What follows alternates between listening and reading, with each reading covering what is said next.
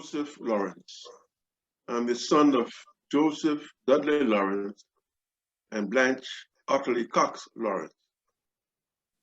My mother was Louise Brathwaite, and her father was Enoch Cox.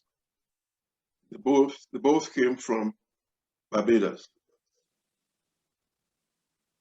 I met my mother's mother, Louise Carter, and she was the dean of the girls at the BWI Institute in Calcutta. I never did meet her husband, my mother's father. I didn't meet him at all. He predeceased. He died before I knew myself. So my mother talked about her mother, about what she was like. We were able to go and visit her regularly, and we learned a lot from her. She was very caring, very nurturing. So my mother didn't have to do much talking about her. We learned firsthand from her what she was like.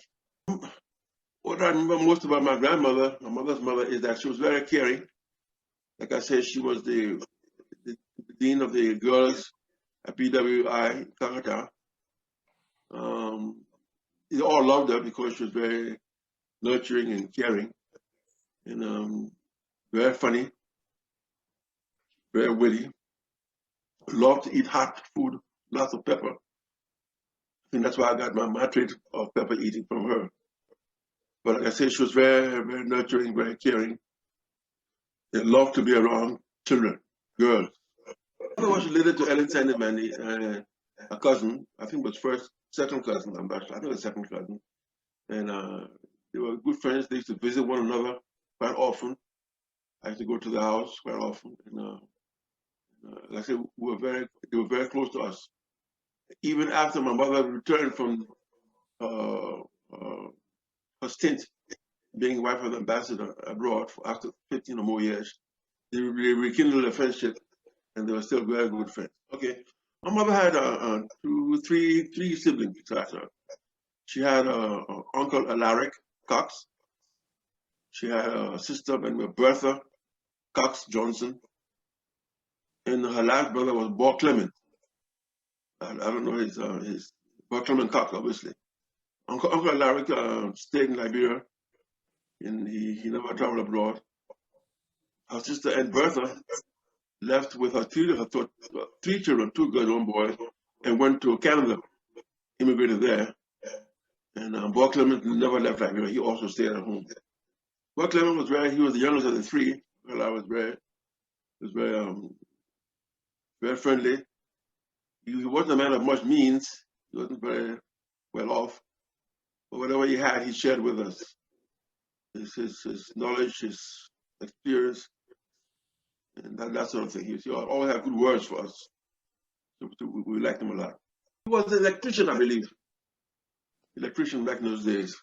Bob Clement, I don't know what Bob Clement did. To me, he was a jack of all trades. He didn't have anything specific. He was just bouncing here and there. But he survived, I suppose. But he didn't have nothing specific that I remember. Uncle Alaric was married, but I don't recall any of his offspring either. Even if he had any, they never came around us. We never got to know them. So I'm assuming he had none, but we never saw any of his kids, male or female. I didn't get to meet any of them. But don't forget now, I left Liberia when I was 10. So maybe after that time, he may have had children, but I never got to meet the person. Erica's my cousin. My mother's, what's the relationship with Eric? He's my second. Yeah, he's my second cousin. We knew him back. We were quite close in Liberia, but quite close. Eric sort of keeps to himself. I don't know if you know him that well. He keeps to himself. He's not an extrovert, but he is very, very smart, very intelligent. And like I said, we're second cousins. But I don't know much about. Since we came to America, though, we haven't been too much in touch, which is unfortunate. We've been busy working, but yes, he is a relative of mine. Growing up in Liberia in those days, it was quite interesting. My earliest days, I remember going to the convent. Actually, I don't remember too much about that time, but I was told I went to the convent, the kindergarten session for about a year. I don't know why, but after that, I went to St. Patrick High School in Snapper Hill. There I met a couple of friends of mine. Lester Parker was there. Charles Tosser King went to that same school. Well, Peyton Harmon also attended that school. For playing around, we played. What did we play for to keep ourselves entertained? We played football, of course. Not too much basketball. Played marbles. Played that. Unfortunately, again, I left home when I was 10, quite early in 5th grade. And my father then was assigned a post in Spain as an ambassador. I got there when I was 10. Me, my mother, my sister Amy, sister Esther, and sister Joanne. We all got there in Spain. We were the first Liberian ambassadors to that country. Well received. They were very friendly towards us. And we also reciprocated in fashion. They had good food. We had nurses. We had cooks, driver. So we were pretty much taken care of. I got my first language, Spanish. I learned to play the piano. I learned to play the violin. What else? My sister Amy, at the time, she learned to play the piano also, so we had a little duet going, sometimes at home for our parents. Me on the violin, she on the piano. Of course, I've since forgotten all that I learned, but at least at that time it was interesting. Daddy was very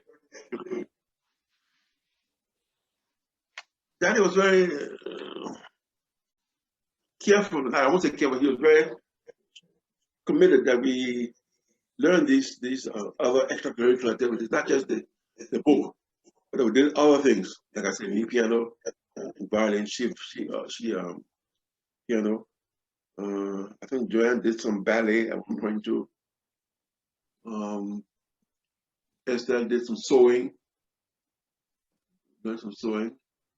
So we all kept busy in some way or another after our schoolwork was done, at the request of Daddy and my mama's encouragement too. It was a nice time in Spain. He was transferred to Paris, France. We were in Spain for 4 years, in Paris, France for 5, almost 6. France was different. It was a bigger place. And the tempo was faster. People moved faster. Things were done faster. It was a more developed city. Much more foreigners, much more attractions. People were less caring. They weren't as sympathetic and welcoming as the Spaniards were. I learned the language, although it wasn't quite as easy as the Spanish was. And I didn't master it as well as the Spanish speaking. But it was interesting. We got to meet a lot of Liberian coming through, going on the way to from the United States, who passed through Paris and visit us, my mother and father. Mother was very hospitable. She always had her doors open for those who want to stop by and say hello, or even maybe spend a night or two. So it was interesting. But also while I was although I did, we stayed in Spain, in France for 5 or 6 years. I never went to school there. I went to school in England while we were stationed in Paris, France. So I went to high school and grammar school and high school in England while we were still stationed in France, Paris. I learned to drive a car in France. After France, we spent 5 or 6 years there. We transferred to England. the Court of St. James, and all our entourage. I was in school there, so it wasn't much of a change for me. However, I got to see my parents more often because they could visit me on weekends or holidays. I had to go home. It wasn't as bad as when I lived in France. I think while I was in England, I met my good friend Neville Dick. He's from Jamaica too, so we had a good friendship. I took him home to meet my parents, and they liked him too, so there the bond got started and exists today. We're still good friends.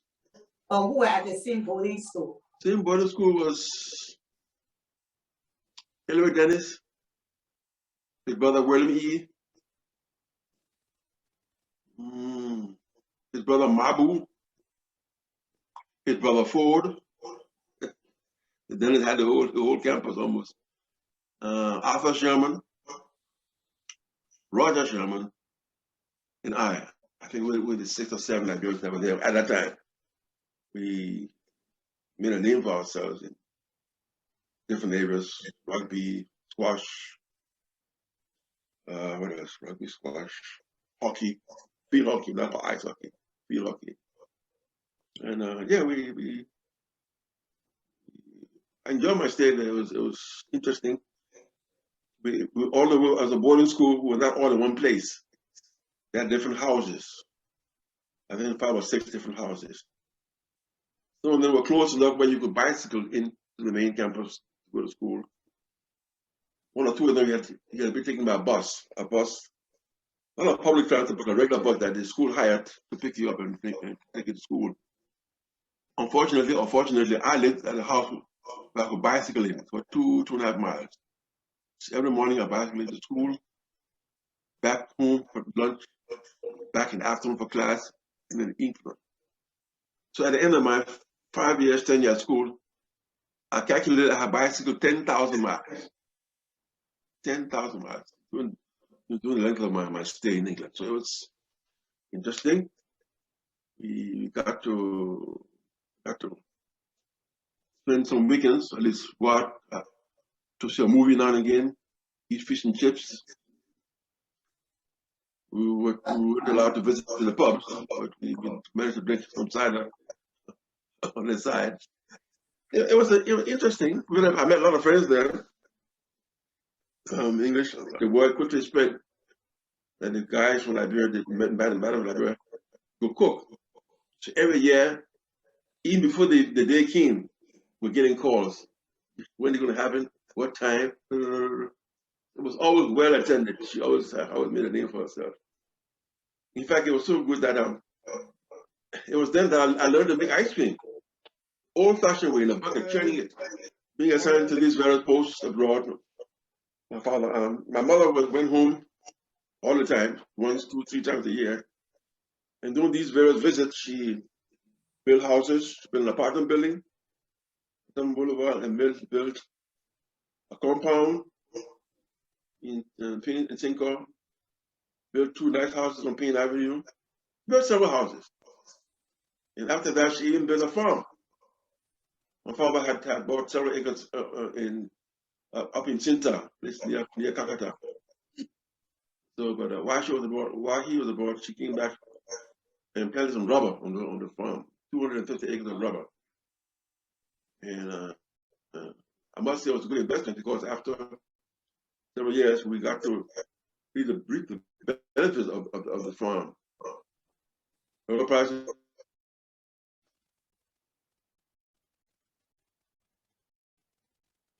To do. So it was good. She was very industrious. She also for a while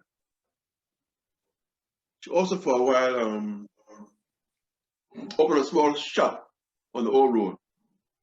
What is it? She sold not cookies, but donuts, sweets, donuts, breads, and other little small sweets. It wasn't real heavy to the shop, but small shops for food. And again, they went over well, and they liked it. Daddy was big on that, but they both were, but Daddy in particular was very big on education. He thought that besides everything else, education was the pathway to success. No, you did. It wasn't particular what field of study you went into, that was up to you, but you have to do something constructive. And he made sure we went to school, he made sure that we did our homework, no messing around. But besides, after I left St. Patrick, went abroad. I went to school in Spain for a little bit. Then most of the time I was in England. There I met, I mentioned that I met Neville Dick in England. He and I went to the same school for about a year and a half too, Walthamstow College. And he was doing engineering, civil, I was doing electrical engineering. I didn't finish college there. I transferred over to school in the US, Chicago, and there I got my degree in electrical engineering. I worked for the Bureau of the Census, Ministry of Commerce in the US. And because of my language skills, I could speak French and Spanish and German. So I was quite valuable to them. I was able to be as a troubleshooter, as it were. In those days, when you went to a person's house and knocked on the door and said you were a census taker, they were always afraid you were part of the immigration, trying to send them back home. They wouldn't talk to you. They figured I don't speak no English. But when I went there and spoke their language, they opened up to me and I could interview them. Because of that, I became a supervisor, I became a trainer. After census was over, the employment kept me on for another survey, unemployment survey, another 6 months. After that, another 6 months for medical survey. So they were quite happy with me, and I got a couple of promotions. But unfortunately, I decided to go back to Liberia. My boss said to me, "Why you come back home, Joe?" I said, "Because it's home." He said, "No, stay. I will make sure you get a good job. You want a permanent job, I get your papers, be a resident, you be a citizen, or it'd be nice." I said, "Yeah, but I just long to be home." So he's okay. You gotta go. But anyway, thanks to your wife. So I went home. It was good. Although it didn't end up like I planned to, but it was good that I did go home to reconnect with some of my folks I hadn't seen for years. But again, had I stayed over here, I would have been far better off financially, at least for one thing. I wouldn't have met my wife though. She mentioned as an engineer, in charge of maintenance, not in charge, but part of the team, the maintenance team. We kept the mansion running from electricals to air conditioning, elevators, everything that water, everything that pertains to the upkeep of the mansion, we did. I worked there for about, I think 7, 8, 9 months.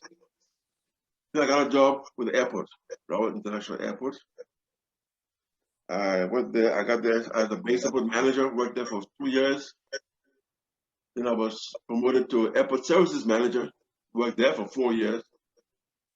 And then finally I became general manager. Did that for about 2.5 years. Then a cool engineering experience at the airport because we're still building things, moving things around. We installed a new, with the help of NOAA, which is the National Oceanic Atmospheric Administration, to give us a hydrogen generator. What they do is that you're able to take up a balloon, a metal silver balloon, fill it up with hydrogen and let it go in the air. And because we had this device, we could track it down and see how it was going. And some of them went as high as 105,000 feet before they finally exploded. Why they exploded? Because the higher you go, the less pressure you have. And so it got to the point where the pressure inside was more than outside, it exploded. And that was good. That information was passed on to the airline and the pilot to the new atmospheric condition around the airport. So that was part of our accomplishment at that time. Also, Roberts Field was so good. We had the longest runway in sub-Saharan Africa. In fact, it was second only to the one in South Africa. We also had good engineers. Class C, D maintenance on aircraft. It may not mean much to you, but it means that if you're able to do Class D maintenance, you could attract other guys to come to your facility for that service, because a lot of people weren't offering it. So we were able to get extra money by offering our services and doing work for other airlines in the area. So that was also good. That's true. After the coup, was not right, but at least in 1985, 86, no, I take it back, 1987, I found an excuse saying that I was going back to school for some reason I gave them, and I had to leave, and I left. Before I left, I was put through a whole lot of rigmarole. They claimed that I had stolen money, blah, blah, blah. Bunch of lies, of course. Anyway, after a while, I was able to put up my father's farm as collateral and leave the country. I went, joined my wife, she was ahead of me, she and the kids had left half a year before me, so they're already in America. Back there, I met them in Rhode Island. I worked there with the engineering department, building roads, maintaining roads for about a year. Yeah, about a year and a half. And then we left and went to Virginia. Mother and father had moved to Virginia by that time. We thought to go there because the money I was making for Rhode Island wasn't much. It wasn't. We lived in a way. It wasn't what I wanted to. I wasn't doing what I wanted to do. So we went to Virginia. And the same friend that I met in Liberia and in England, Neville Dick, that he never became friend. He later moved back to Liberia and married Miss Parker, Walkie Parker. He had opened an engineering firm in Baltimore. So I moved to the East Coast, moved with him. I worked with him for about 2 years. I was his field operations manager for 2 years. And things went well, made some money. Comfort worked at that time in Virginia. But again, in 92, excuse me, the housing market fell through. And there was very, very little jobs. Our main means of income working with him was building houses, doing the foundational houses. And once that foundation, and once the housing market fell through, the job market fell through. So there wasn't much job for us to do. Got up and moved to Denver, Colorado. At that time, they're just opening a new airport. They had opened the airport, they were working on it. And so I worked with the old airport for about 2 years, 1.5, 2 years. And the airport was built, the new one. We moved to DIA, which is Denver International Airport. I started off at Stapleton International Airport and moved to Denver International Airport. There I remained for 21 years. Finally retired in 2015. Moved to the East Coast, near cousin Shireen. And there we are. There I am now. It worked. Okay. First, they went to school, got an education, then they worked. By going to school, I don't mean being a doctor or a lawyer. Be a plumber, be an electrician, be a mechanic. And there's no shame in that. In fact, there's good money in that. So just do something that you like doing, do it well, and do it honestly. That's the advice I give all my friends is, whatever you do it honestly and to the best of your ability. You can do more than that. We are not the answer, we're not the what I'm looking for. We're not the end to it all. We did our best, but obviously it can be improved upon. And I would encourage those to try and do better than what we did. They have better ideas now. The equipment they have now is much more streamlined. And the technology is going ahead, and we can do more things with less. And just to be progressive, think ahead, and don't be limited by anything. Don't let anyone try to keep you down. You can't do that.